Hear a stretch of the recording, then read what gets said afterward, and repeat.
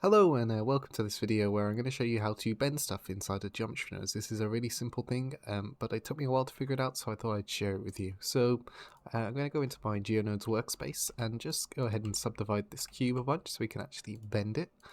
And let's do it like 5 times. And now you see we have a bunch of geometry here. So I want to basically deform it like this in like a sort of arc shape. And I think there's a couple ways you could do this, but the cleanest way I've found is to use a set position. And then if I wire the position straight into the position, we're just not doing anything here really. So we need to rotate this position, but rotate it by a different amount as we go up the length of the cube. So let's use a vector rotate node, drop this in here. And now if I change the angle, you can see we can now spin our cube. I want to set the angle to be on the x-axis, I think. Yeah, so you can see we're going to rotate it like this, but we want to rotate it differently from the bottom to the top. So our angle is going to be based on our position of each point. So if we separate this out, we're going to use the z coordinate of each point to define how much it should rotate by. So if we plug in the z into the angle, you can see we get something immediately. Now the angle, when you plug into this socket, even though it's in degrees, this is going to be in radians. And basically it's just going to be some weird value at the minute. So we need to remap these values. So let's use a map range. And here you can see as I play with this value of 1 that controls how much we bend it by. This is a angle value in radians.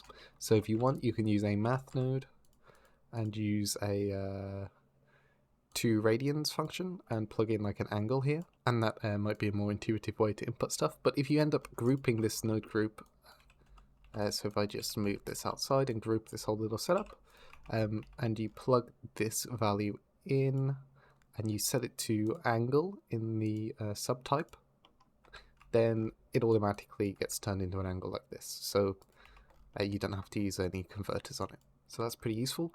Now this from min and from max values are quite interesting because this sort of defines a start and end point for our bending.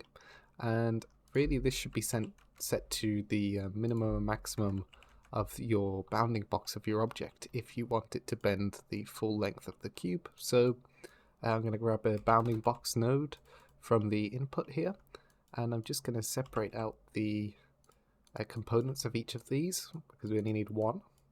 And I'm going to plug the min into the from min, the z component for both of these to match our position component. And now I can bend stuff.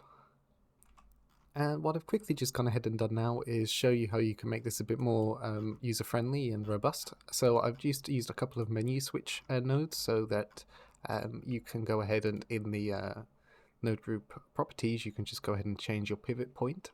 And if you set the pivot and the bend menu to be the same axes, you actually get twisting behavior, which is pretty useful as well. And all this is doing is just switching the axes that we're doing it on, either X, Y, or Z, and also switching the bend direction by using another menu switch, switching these map ranges. I just changed all the Z's to Y's and X's to get different bending axes.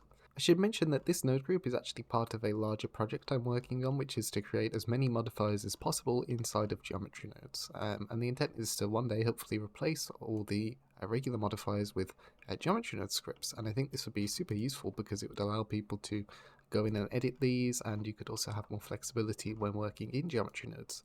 Having access to stuff like the mirror and array modifier will be really helpful for people, I think. So yeah, just to let you know, this is something that I might make more videos on in the future.